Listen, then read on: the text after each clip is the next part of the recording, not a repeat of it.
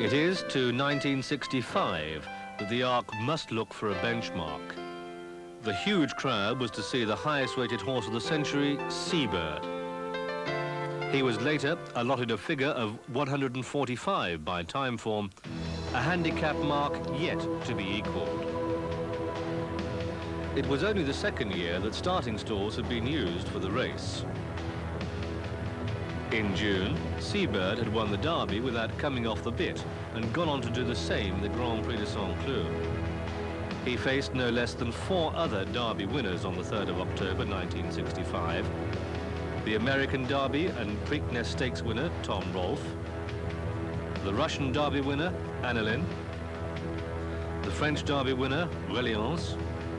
And the Irish Derby winner, Meadow Court. The French Oaks winner, Blah Blah, was also in the field, and Oncidium and Soderini were among the best older horses in Europe. It was safe to say this was a world championship.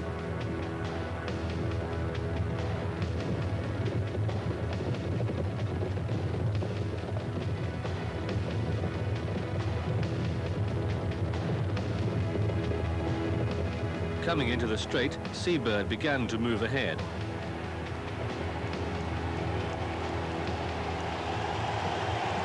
Within a furlong, he was 2 lengths up.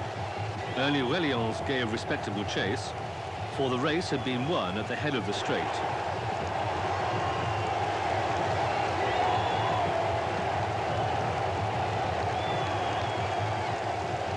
Pat Glennon kept on with hands and heels, but sure of victory 100 metres from the line, he leant forward to pat his mount.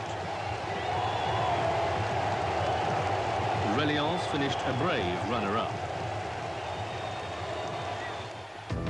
The head-on evidence shows Seabird drifting sharply across the course towards the stands as he begins to slow in the final furlong. Despite this, his winning distance was 6 lengths.